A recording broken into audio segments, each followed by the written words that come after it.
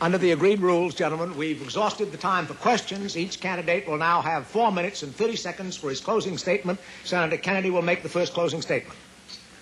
I said that I've served this country for 14 years. I served it in the war. I'm devoted to it. If I lose this election, I will continue in the Senate to try to build a stronger country. But I run because I believe this year the United States has a great opportunity to make a move forward, to make a determination here at home and around the world that it's going to reestablish itself as a vigorous society. My judgment is that the Republican Party has stood still here in the United States, and it's also stood still around the world.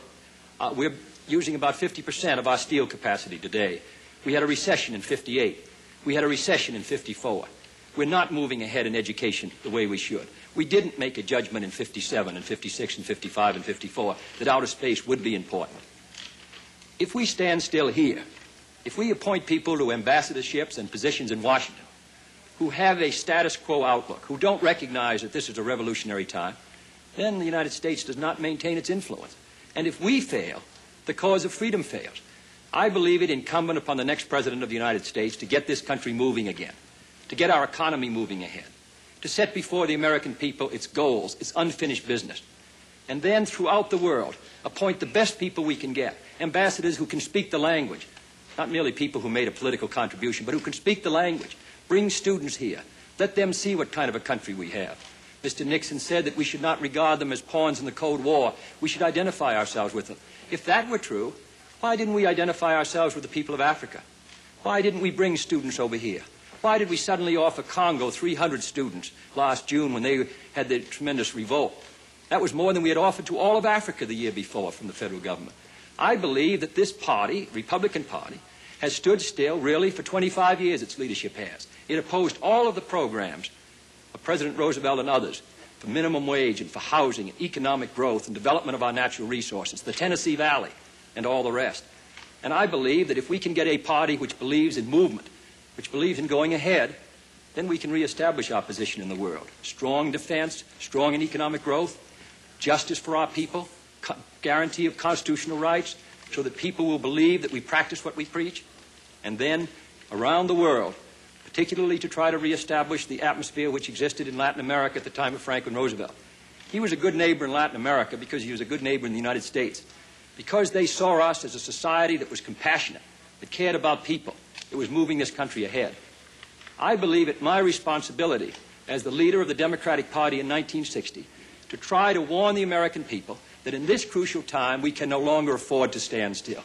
We can no longer afford to be second best. I want people all over the world to look to the United States again, to feel that we're on the move, to feel that our high noon is in the future. I want Mr. Khrushchev to know that a new generation of Americans who fought in Europe and Italy and the Pacific for freedom in World War II have now taken over in the United States, and that they're going to put this country back to work again. I don't believe that there's anything this country cannot do. I don't believe there's any burden or any responsibility that any American would not assume to protect his country, protect our security, to advance the cause of freedom.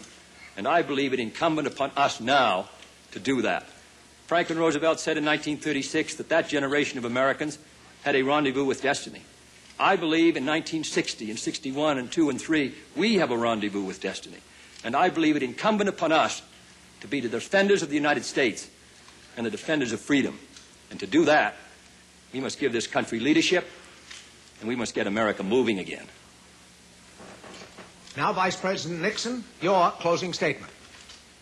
Senator Kennedy has said tonight again what he has said several times in the course of these debates and in the campaign, that America is standing still. America is not standing still. It has not been standing still. And let's set the record straight right now by looking at the record, as Al Smith used to say. He talks about housing.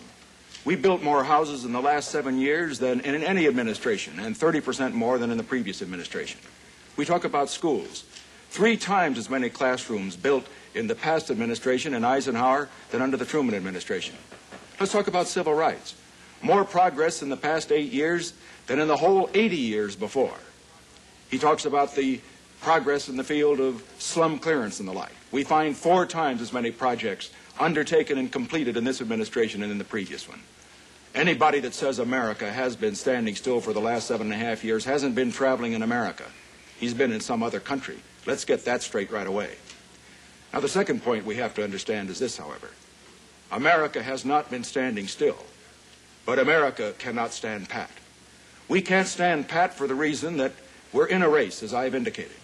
We can't stand pat because it is essential, with the conflict that we have around the world, that we not just hold our own, that we not keep just freedom for ourselves. It is essential that we extend freedom, extend it to all the world. And this means more than what we've been doing. It means keeping America even stronger militarily than she is. It means seeing that our economy moves forward even faster than it has. It means making more progress in civil rights than we have, so that we can be a splendid example for all the world to see of democracy in action at its best. Now, looking at the other parts of the world, South America, talking about our record and the previous one, we had a good neighbor policy, yes. It sounded fine. But let's look at it. There were 11 dictators when we came into power in 1953 in Latin America. There are only 3 left. Let's look at Africa. 20 new countries in Africa during the course of this administration. Not one of them selected a communist government. All of them voted for freedom, a free type of government. Does this show that communism has the bigger pull or freedom has the bigger pull? Am I trying to indicate that we have no problems in Africa or Latin America or Asia? Of course not. What I am trying to indicate is that the tide of history is on our side and that we can keep it on our side because we're on the right side. We're on the side of freedom. We're on the side of justice against the forces of slavery, against the forces of injustice. But we aren't going to move America forward, and we aren't going to be able to lead the world to win this struggle for freedom if we have a permanent inferiority complex about American achievements. Because we are first in the world in space, as I've indicated. We are first in science. We are first in education. And we're going to move even further ahead with the kind of leadership that we can provide in these years ahead. One other point I would make. What could you do? Senator Kennedy and I are candidates for the presidency of the United States. And in the years to come, it will be written that one or the other of us was elected and that he was or was not a great president. What will determine whether Senator Kennedy or I, if I am elected, was a great president? It will not be our ambition that will determine it, because greatness is not something that is written on a campaign poster. It will be determined to the extent that we represent the deepest ideals, the highest feelings and faith of the American people. In other words, the next president, as he leads America in the free world, can be only as great as the American people are great. And so I say, in conclusion, keep America's faith strong. See that the young people of America particularly have faith in the ideals of freedom and faith in God, which distinguishes us from the atheistic materialists who oppose us. Thank you, gentlemen. Both candidates have asked me to express their thanks to the networks for this opportunity to appear on this discussion. May I repeat that all those concerned in tonight's discussion have, sometimes reluctantly, followed the rules and conditions read at the outset and agreed to in advance by the candidates and the networks. The opening statements ran 8 minutes each. The closing statements ran 4 minutes, 30 seconds. The order of speaking was reversed from their first joint appearance when they followed the same procedure. A panel of newsmen questioned each candidate alternately. Each had 2.5 minutes to reply. The other had 1.5 minutes to comment. But the first discussion dealt only with domestic policy. This one dealt only with foreign policy. One last word. As members of a new political generation, Vice President Nixon and Senator Kennedy have used new means of communication to pioneer a new type of political debate.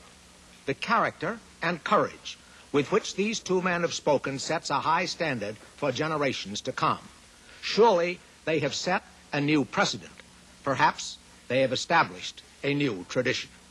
This is Quincy Howe. Good night from New York.